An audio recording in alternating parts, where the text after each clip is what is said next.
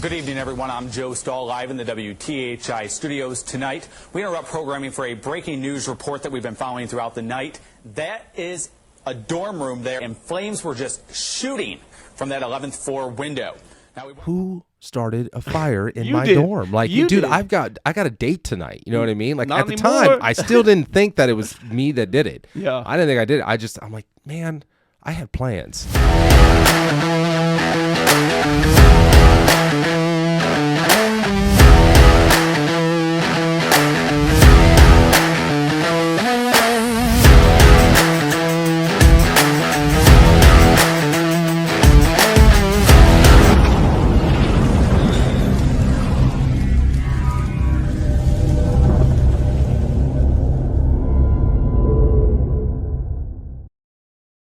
Hey, man.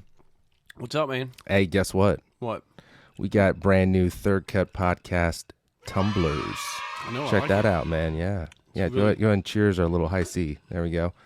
Man, if you guys want to go get a Third Cut tumbler, t-shirt, hat, maybe a little bit of underoos, hit the link below. Killer merchandise, man. What's been up? Man, just staying busy, Yeah. trying to get everything done before I got to move into the new house. We were talking earlier about college stories. Crazy college Like stories. crazy college stories. Not so much like the partying, but just like crazy stories that we've had in our college career. Yeah. And so we thought that why not just talk about it on a podcast. So I was going to tell you this crazy story that I had that I have not talked about. And I mean, it's going on 13, 14 years, almost 14 years in January. And that's, I went to college back in Indiana. My freshman year, first semester was great. Everything was good. I was making some friends, getting involved in like school fraternities and sororities, and not really focusing on school at all. Because as a freshman in college, like you're just not. You're happy to be out of the house. Yeah, and you're be not. on your own. You're not focusing on school at all your freshman year. That's why it's weird. Like now in my life, I'm telling kids that are 18, 19 that are going to college, not like I'm just talking to a bunch of 18 and 19 year olds, but when I do talk to them and they're like super pumped up to go to college, I'm like, you better focus on your school. Like that's what you're going to take out of it. You know Absolutely. what I mean? Like keep like Not only that, though, but you're paying for it. Yeah. I mean, you're paying a lot for it, especially if you live on campus. Yeah, and I don't think an 18 or 19-year-old mind fully comprehends how much it costs and how much it takes to earn that money to pay for tuition. I mean, it's astronomical. Well, that's kind of why that, student loan debt is starting to overtake credit card debt for the first time. Oh, yeah. So, yeah. Oh, yeah. But, yeah, I've been telling these kids, like, don't do drugs, stay in school. Don't party, stay in school. Like, focus on your studies. Like, you should be a 4.0 student. That I was not my freshman year in college. Like, I barely even went to class, which was stupid. It was stupidity. I mean, hindsight's 20/20. Yeah, I mean, like, it doesn't matter the journey. It matters like where you end up and like what you learn through that. Yep. But anyway, so my crazy story to share with the crowd today is that in January of 2008, I was getting ready to go on a date, or I wasn't really going to have a date. I was have somebody come over, and then we were going to go on a date and like go to Olive Garden or something super classy, because an 18, 19-year-old is just like, I'll take her to Applebee's we both know about a Olive little Garden. OG. But so I was told, she was like, hey, I'm going to be over at like around 9 p.m. I was like, cool. So like my dorm, like when I first went there in August, I had a roommate, and the guy he was huge. He was probably 300 pounds. Oh, wow. He just wore his boxers every day. That was it. He didn't have a t-shirt on. He had flip-flops and boxers on, and that's what he wore to class, and that's what he literally had in his dorm. He had no clothes in his dorm. The only thing he had was his boxers, his flip-flops, his Hello Kitty toothbrush. Oh, wow. And then a samurai sword that he would put like in this little brown little square cubby. Oh, okay. Up in the dorm. That's all he had. And he, maybe a month into it, awkwardly was like, hey, I think I'm going to move out. And I'm like, oh, good. I'm like, I'm going to miss you, man. Yeah. Like, not really. I've been sleeping with an eye open for the last like 3 or 4 weeks, but I'm going to certainly miss you. So when he moved out, I just said, I don't want a roommate. As Yeah. a spoiled child as I am, I don't want a roommate. So I called up mom Did you and dad. get that? What? Like, did they get it to where you could just be by yourself? Or Yeah. like, So wow. you know, my parents were very gracious and helped me a lot through college, and so my freshman year, I called up my parents and I'm like, hey, I don't want to live with another roommate. I was, talking to my mom and getting her to kind of feel guilty a little bit. Like, hey, mom, like my last roommate had a samurai sword, a Hello Kitty toothbrush, and some boxers, and like it's making me feel uncomfortable. And she's like, oh, okay, no big deal. You can just be by yourself. And I was like, all right, cool.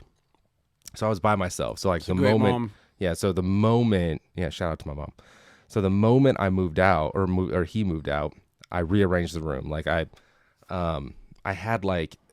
made like bunk beds, though you're not really able to make bunk beds, but I put a bunk bed over 2 desks because every dorm room comes with 2 desks, 2 beds, 2 cubby holders, and I think that's it. And so I took the 2 desks and I put them off to the side, and then I put a giant bed on top of the desk. Yeah. I didn't put a bed underneath. I put it on top of the desk.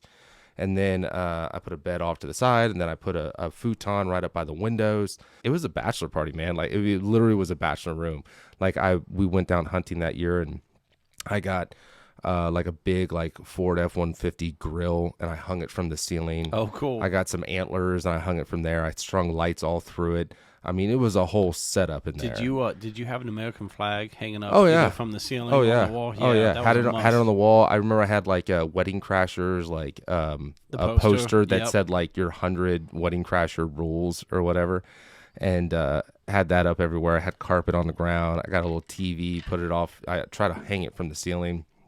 Refrigerator, all that stuff, man. Dude, it was sweet. Going back to that time, it's just crazy. It's all filled up with peer pressure. And I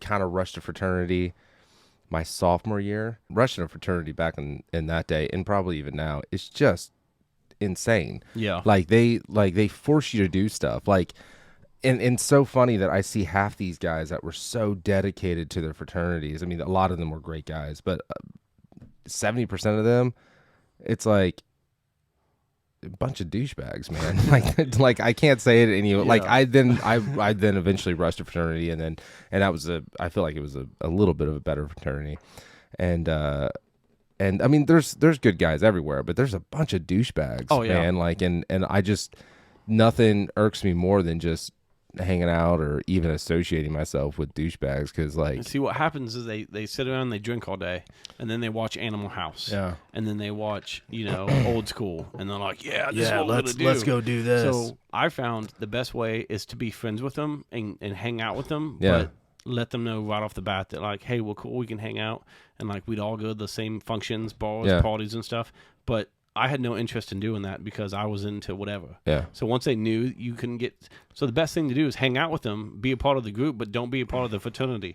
So then you can see all the crazy stuff. Like they had a thing called the shoe, yeah, to where like, if they made a new recruit or a freshman, they said, Yeah. hey, you need to take a shot off the shoe.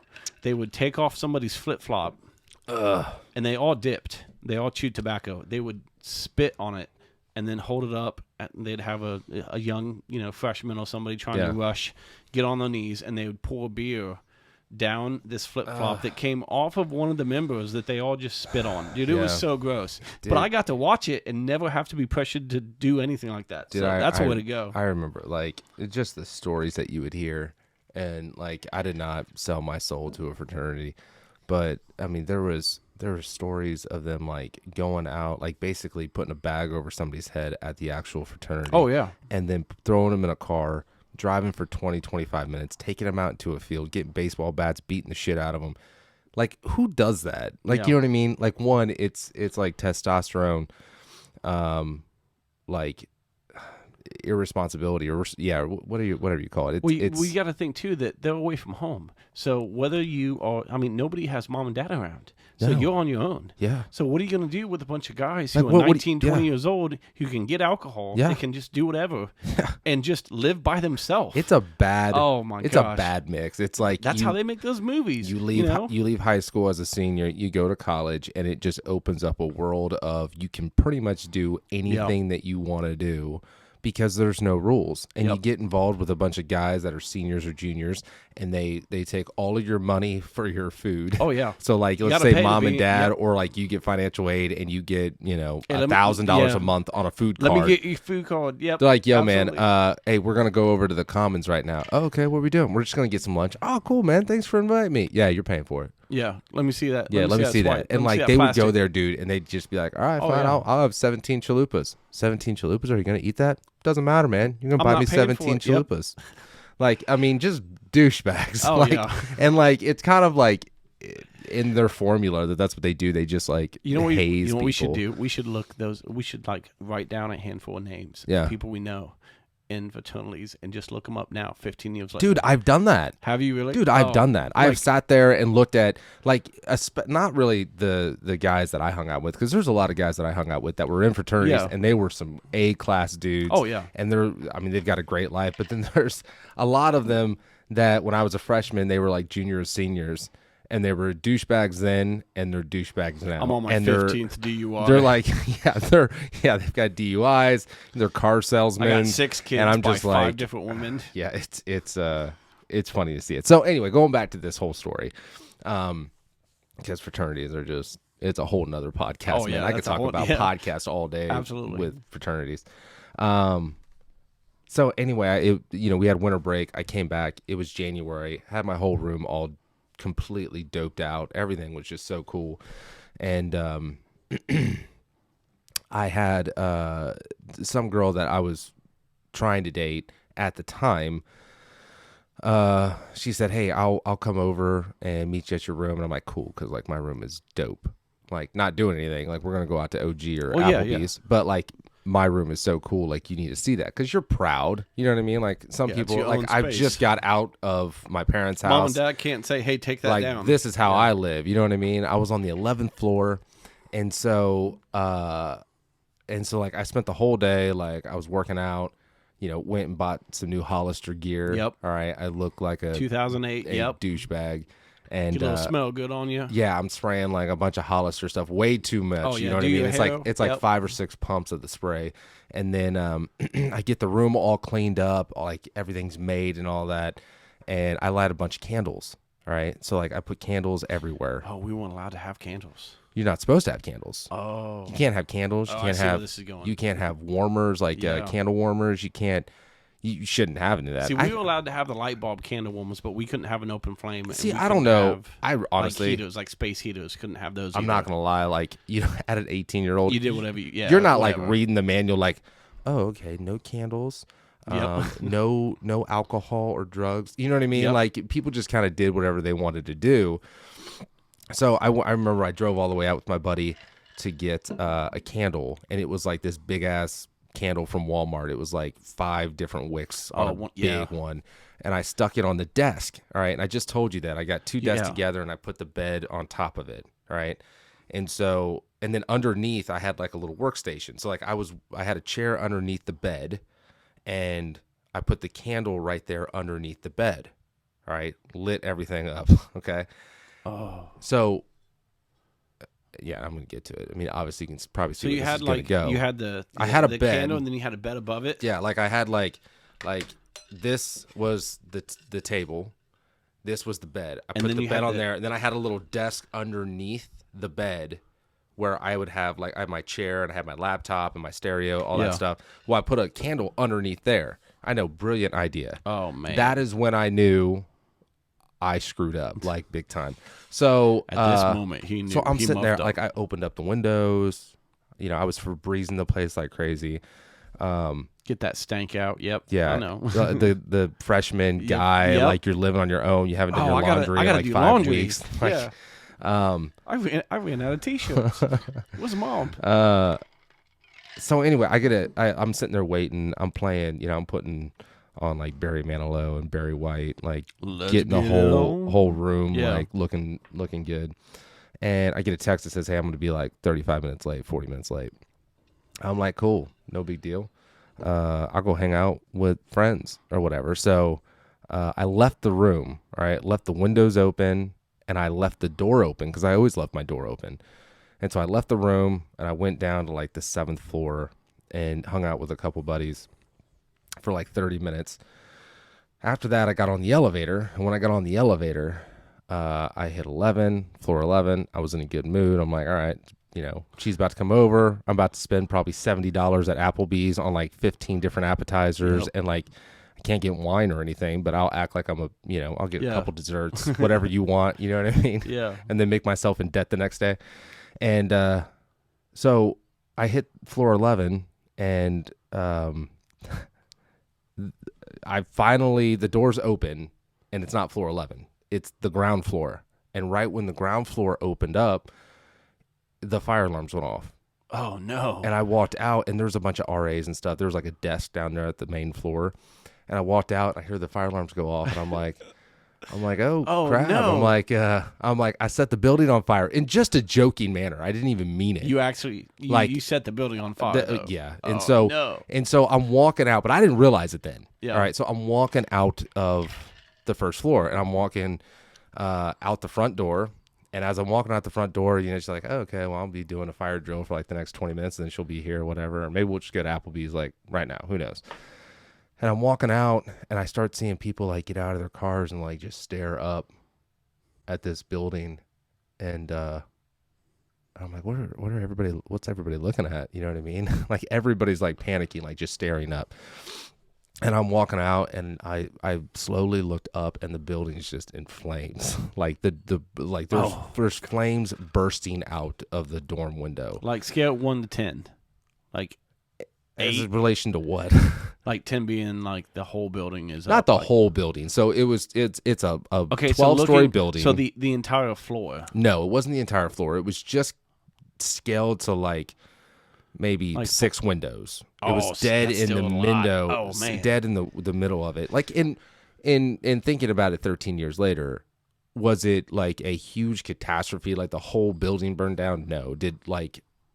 But 6 windows. Let's just say that, fast forward this whole entire floor and the floor above it and the floor below it was not operable for months and months and months. No, like probably 6, 7, 8, 9 months. So did they? So that was because of the candles in the room. Yeah. So you did that. Yeah. So I walk out and I look up and I see that it's bursting out of the windows, and I'm like, God damn, man, there's a fire.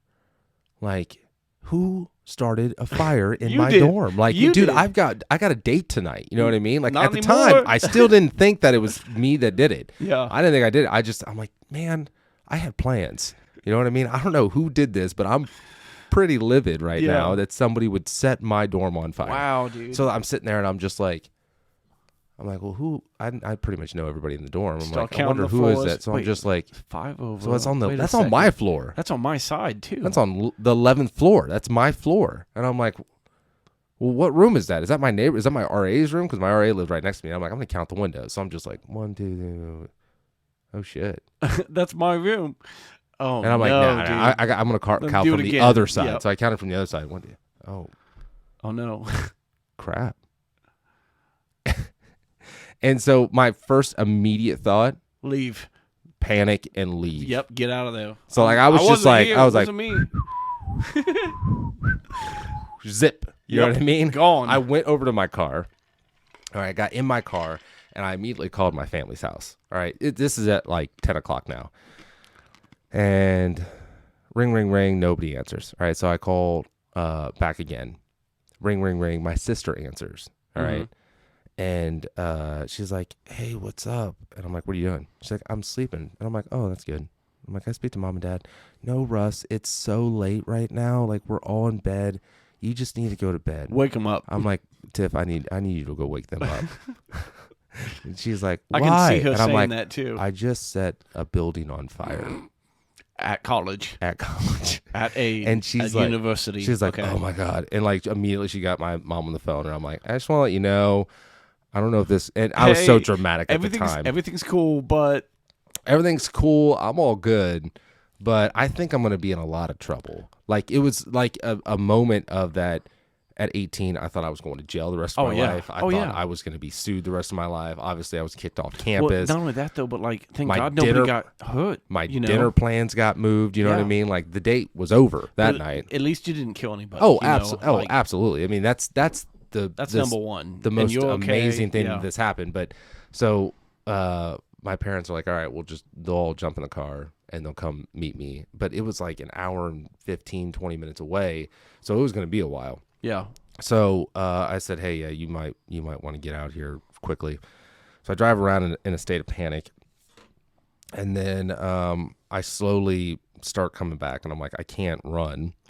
Like that's crazy. Like eventually they're going to find me. I mean, I was only gone for like 8 minutes, 9 minutes, because in a state of panic. And then I came back, I parked the car. There's like 8 different fire trucks. I mean, it was a big freaking deal because it was a small town college. And so I get out of my car and I walk up to the front of the building, and there's like the fire chief and police officers and the school dean and the president of the school, all the important and people. I'm just like, hey, that's my dorm, and I'm sorry. And they're like, I mean, they got really stern. They're like, you need to stay right here. I'm like, of course, I'm not going anywhere. I just showed up here. Like, I'm freaking out just as much as you're freaking out. Yeah. And luckily, there was some residents that had like smoke inhalation or whatever you call it, like they were breathing too much of the smoke in, and that's I think that's what really I took away from it the most. That really bothered me is that people just physically breathed in fire or smoke that I caused by accident. Because you never want. I don't want to hurt anybody. Yeah. And I didn't intend to. Yeah, that wasn't the point. Yeah, you were just a dumb kid. I didn't intend to start a fire like at all. And it's a crazy story for that to even happen. So anyway, I go up to it. About 20 minutes later, I get taken down to like an underground police station. And I think it was either the school's police station. I mean, it's been so long, I don't remember. But they took me down to an underground police station. And I sat there for hours being interrogated on basically what happened. I'm like, hey man, I'm not like telling you anything different. This is the story. I put on some Barry Manilow. I lit a candle. I was getting ready for a date. It's embarrassing. These cops are probably looking at you like this dumb kid. They're looking at me, and they're thinking that like drugs are related. They're like, if we find drugs in here, you're going to be in trouble. Okay. Were you smoking weed? Were you doing any type of drugs? I'm like, no, you're not going to find anything. They're like, well, we're sending in the forensic people right now, so you better just tell us right now if anything. I'm like, dude, do whatever you want. Like, I didn't do any type of drugs. Like, I wasn't that type of kid. Yeah, you were just a dumb kid. I was just a dumb kid, drinking Mountain Dew and ramen noodles and trying to get ready for a date. You know what I mean? And this is pretty, devastating, because I never was like a crazy rebellious irresponsible kid. Yeah, but I was stupid. That's not the norm. Yeah. They're probably used to people doing drugs and getting drunk and doing stupid things, and And so I'm down there for hours on end, and they said, hey, they'll be in contact with me. My parents showed up. We drove around the building and looked at what it is, and they were not happy at all. Obviously, I mean, if my kid did it, I would not be happy at all. And like, it was pretty crazy. The weeks that that were after that, they moved me into a 21 and older dorm. So I was 18 at the time, living in a 21 and up dorm. Kind of sucked a little bit, because I mean, it was like seniors and juniors that were there, or people actual adults. And so, and like the whole school was livid at me for a while. Like I would get threats through Facebook. I would get threats through email. I'd get threats through like letters. Like I remember there he is, living in the 21 and up dorm. I used to get letters that were taped on the actual door that would say like, I hate you, and like you better watch your back. And like that's the thing, like a lot of the students were really upset because all that smoke, if they had their laptops or Xboxes or whatever, it would run and it would just fry it. And either that, or I'm sure the sprinkler alarm system went off and everything got soaked. And the school said, I had an essay that was due the next day. Yeah. And the school had to basically told everybody that they had to file all the damages, it with their home insurance, like their family's homeowner's insurance plan, and some didn't even have any. How much did that cost? Like, how much damage did you do? It was millions. It was millions of dollars. It was like, I think at the very end, it was like 1.2 or 1.3 million dollars in damage. And it could have been more than that. Who knows? I don't really know. Did they kick you out? Did they tell you? Oh, like, no. hey, So they let me go to class. So, like I said, I was living in the 21 and up dorm, and I was getting threats. Like I'd walk out in the morning, and there'd be candles lit at my doorstep. I mean, just crazy, like uncomfortable. He's waking up in 6 minutes. It was not fun. But I would have police escort me to class. Wow. For a couple weeks after that, like police would just take me to class because they knew that I was getting threats. And then on top of that, like I would have interviews.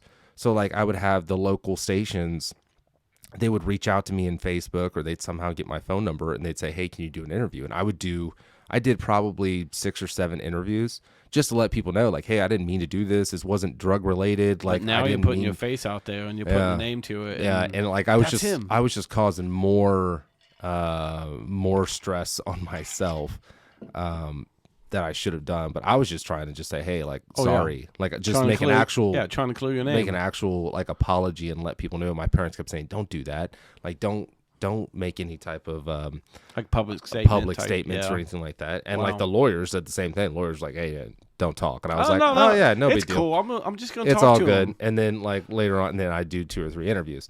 But it was crazy. I eventually dropped out after about a month of living there. I dropped out because I just couldn't handle it, man. Like a lot of people were not nice at all, which I mean, I dealt with, but I just didn't want to deal with it. You know what I mean? Like I was like, how would I just let this die down, get out of this town, set it on fire and get out of this town?